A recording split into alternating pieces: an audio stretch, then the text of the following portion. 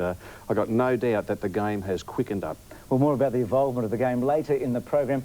I said that this round will continue in a way because of the tribunal, a watershed tribunal case tomorrow night. What about Todd Curley running into the umpire? He's been reported. He faces the tribunal tomorrow night. Just depends what the tribunal decide on, Bruce. If they decide that he's guilty, I think he will get a long suspension. If they decide he's guilty, if they don't, well, he'll get off. But it's one or the other. It'll either be good for him or he'll miss a lot of footy. So is intent the big thing here? Just depends on the intent. And the umpire who reported him only reported after he saw the video. And that's fair enough because he couldn't see someone coming from behind. Well, Terry Wallace, the coach of the Western Bulldogs, was quite prophetic, wasn't he, in the press conference? I wonder if he'd bite his tongue a little now. This is what Terry had to say about the incident. If it's a deliberate action, why isn't the player reported?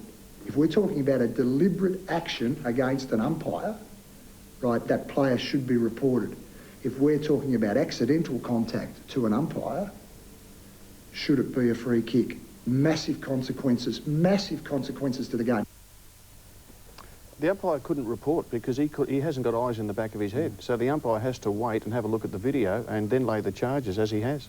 We've spoken for years, though, haven't we, about the inconsistencies at the tribunal. I think the umpire contact one has probably seen the most massive inconsistencies.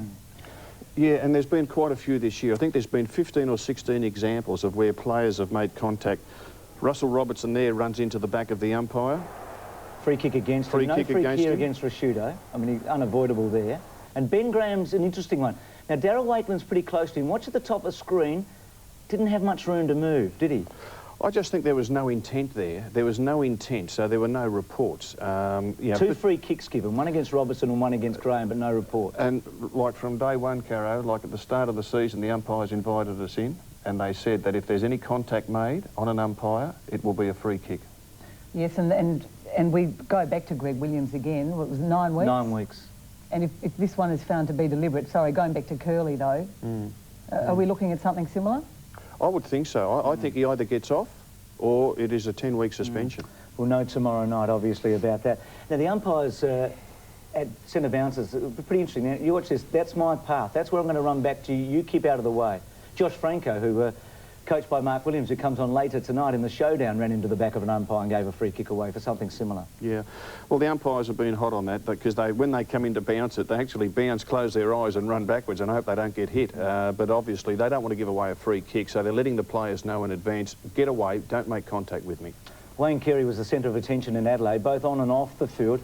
He's up on this report against Kane Johnson. Bang. Oh. Well, look...